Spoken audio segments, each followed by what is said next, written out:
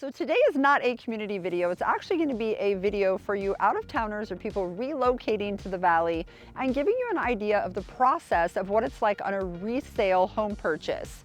So stay tuned for today's video. I'm going to walk you through, do you need an attorney in Arizona? Do you do your inspections first, or do you write your contract first? When do you do your earnest money? How long are the inspection periods? What is the process with buying a resale home in Arizona? Stay tuned. I'll be right back. Hi, I'm Kelly Norton, your AZ Realty lady at eXp Realty. Count on me for all things Arizona real estate. So if this is your first time to the channel, I want to welcome you. My name is Kelly Norton, and I was known as the AZ Realty lady, but I'm now the owner of the Arizona Living Group. I'm a Valley native. I have other Valley natives on my team. Our team has over 35 years of experience, and myself, 23 years of experience right here selling homes in the Phoenix area. So I want to make sure that people have some kind of an understanding when they are purchasing a home here of what it's like going through the whole process of a resale home purchase. So this year alone, gosh, I think probably 70% of our business has been relocation, and we've sold over 100 homes here this year. So that's a lot of people that are moving from out of state. And a lot of times they're not familiar with the process. And so I just wanted to kind of give you an idea, just to have it be a little bit more of a review when we go over it in person. That way it's not just so brand new for you. So step one, when we're out looking for homes and we find a home that interests you, we're going to pull comparable sales to help you have an understanding of what's going to be a fair offer and what you feel comfortable making that offer on the home at.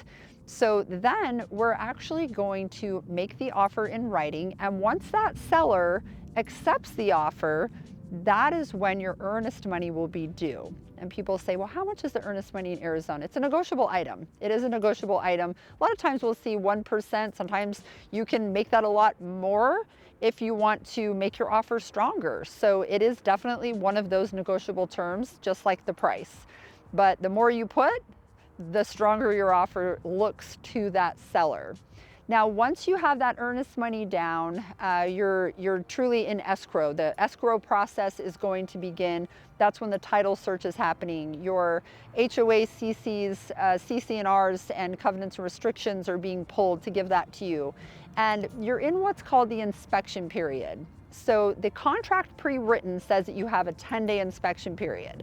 And I know a lot of folks in other areas, what's happening is you guys are asking me, well, we do inspections first, where we come from, and then you get everything dialed in and you're locked in on the home with your earnest money. It's different here.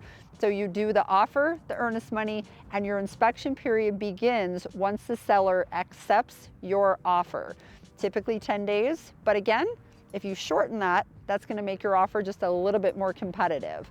And we normally can get a home inspector out in 2 or 3 days, but I don't want to shorten your inspection period if there's a lot of things that you need to investigate. Maybe you want to investigate crime, maybe sex offenders, maybe you need to do some research on schools. Maybe you want to go and meet the people on the street, meet the neighbors, and really immerse yourself in the neighborhood. That's what that inspection period is for. So once you're going through that inspection period and we have the home inspector out, we do a termite inspection. And a lot of folks say, well, what does the home inspector check? So the home inspectors are typically going to check everything that they can see and touch. So they're going to check out your roof. They do climb up on the roof, but in new construction, just a heads up, they'll fly a drone over. They are not allowed to climb on a new construction roof. But on resale, they are. They go into the attic. They're checking insulation. They're looking for signs of roof leaks. Also, we have air handlers that are in our attic here, so they're checking that out as well. So there's a lot of things that they're checking out in different components of the house. They're also going to use, well, our inspectors use infrared sensors. So they're checking temperatures in walls, seeing if there's insulation missing, seeing if there's different temperature differentials in walls that might make them think that there is a water leak happening inside the walls. They're also going to take off outlet covers. They're going to check all your GFIs, your arc faults, circuit interrupters. They're going to go out to your main electrical panel, take the front piece off, make sure everything is the right size, and they're really doing a very visual inspection. Now, they're not going to cut inside walls and get inside walls and check that out, but They will check a pool if you have a pool, so they're going to run all the equipment.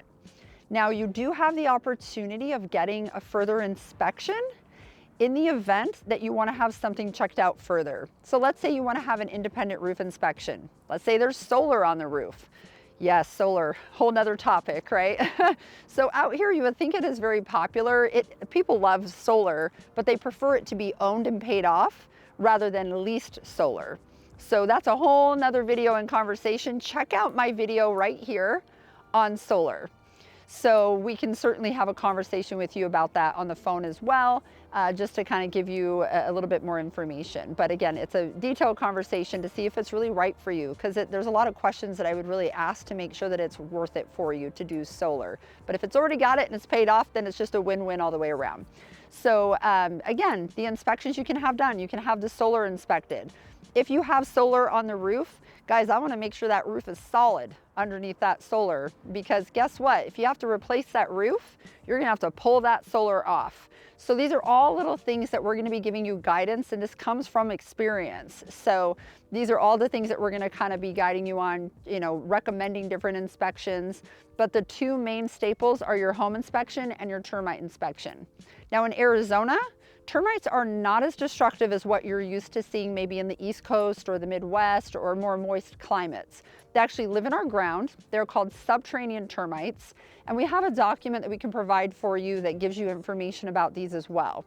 And typically, home inspectors and termite inspectors will tell you, you'll either have them now, or you'll get them in the future. They're more of kind of that common pest here in Arizona versus something that's super, super destructive. Yes, you want to treat for them, but it's not one of those where you get them and your house is going to fall down right away like you see on cartoons. It's not like that. So anyhow, that's kind of the inspection process. Then we submit a repair request, and we submit that to the seller from the buyer. We submit that over. They have 5 days to respond to our repair request. Once we send that over, that ends the inspection period, that ends your due diligence period. So you can no longer cancel at that point because you don't like your driving distance, or you found out maybe that there is the jets nearby and you don't like the sound. That's what you investigate during your inspection period, your due diligence period. All of those things are what you can go ahead and check out during that time, and the house as well. So it's not just the home you're checking out your livability for the area and what you're comfortable with too. Now, once we submit that repair request, they respond back. Now, if they say yes to your repairs, we're moving forward. If you're getting financing, that's typically when that appraisal is going to be ordered. If you're doing cash, we're moving on towards closing. A cash sale can close in as soon as 7 days, 10 days, 2 weeks, just as soon as we can get the title cleared and the covenants and restrictions for the HOA sent out to you and have you review those. So usually that's within 7 to 14 days. A normal escrow period from contract to close in Arizona is 30 to 45 days. Sometimes we can get those to be a little bit longer with some added earnest money. And there's some other little creative ways within the contract that I can help you to help that out. Maybe you have a home that you need to sell. We do have contingencies here, but a lot of times people would prefer not to have a contingency unless your home is under contract. But again, that's another conversation, and I can help guide you with little tips and tricks on how to navigate that process. Now, once the appraisal is done, you're really kind of moving towards closing. In that whole process, the loan is being completed, your title is being cleared. And once we have all of those things cleared out, then we push right towards closing. Now people say, what if my loan falls through? In Arizona, you could actually have your loan fall through pretty much right into the last week and still get your earnest money back, which is why a lot of sellers, if they're doing a long closing, they want that earnest money non-refundable. But a 30 to 45 day closing, they understand the contract and they're okay with it. So what happens after that? You're gonna do your loan signing. In Arizona, you do not need an attorney. You're gonna have your escrow officer or a signing agent for the escrow officer that's gonna go over everything with you. We'll review your settlement statement. And then once we review that and all the numbers match, then you're gonna do your signing with the escrow agent. and you do not get your keys until it has recorded at the county in Arizona. A lot of people are used to sitting down with the seller on the other side of the table, shaking hands. It's typically going to be the buyer and an agent for the escrow officer or for the title company. Attorneys, we don't have attorneys that sit with you, but if you want one, you certainly can have one. That is your choice, but that is not a staple like you have in New York and other areas where it's an attorney doing the closing. It's not. Here it's an escrow agent, a title officer. And key, gonna happen once it records at the county. So you don't get your key when you sign your documents. So a lot of places your closing is that signing and then you get the key. It's not like that here.